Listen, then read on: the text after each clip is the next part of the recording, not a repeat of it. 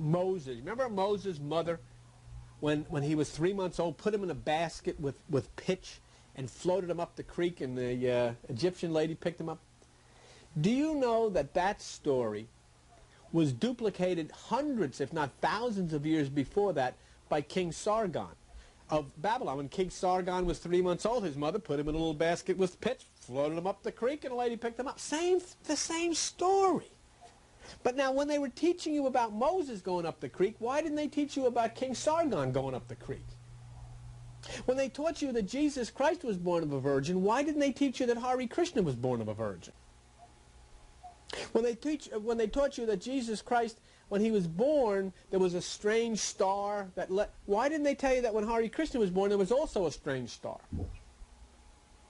Why didn't they tell you that Zoroaster, the Iranian prophet, was the one who commissioned Cyrus to rebuild the Hebrew temple and sent the Magi to find Jesus? It's true. And then this guy, according to our Christian religion, is a pagan. Yet if it wasn't for him, there would be no temple, and Jesus, nobody would have found him. Nobody would have announced to the world he was the king, because it was Zoroaster, the Persian prophet, that made that possible. Why doesn't anybody tell you these things?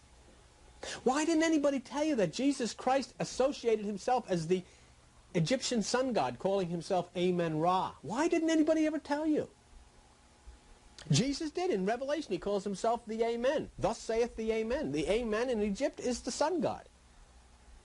Well, say, well, I don't know if he's the sun god. Well, it says in Matthew that Mary and Joseph took the child Jesus to Egypt to fulfill the prophecy. Out of Egypt have I called my son. So then God's saying that his son was Amen-Ra, the Egyptian sun god, and Jesus fulfilled that prophecy, the light of the world. And we can go into all of that. Well, why are they afraid to talk about these things?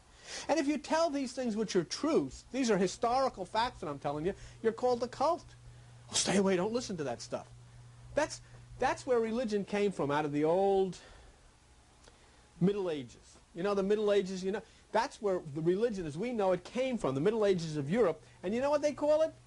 History calls it the Dark Ages. You know why? People weren't allowed to think. And they still aren't in religion. You're not allowed to think. If you belong to a particular group, you've got to think the way they do. Oh, don't go near them.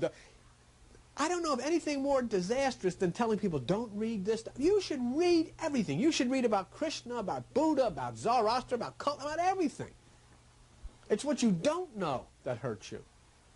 Don't be afraid to open yourself up and read and experience.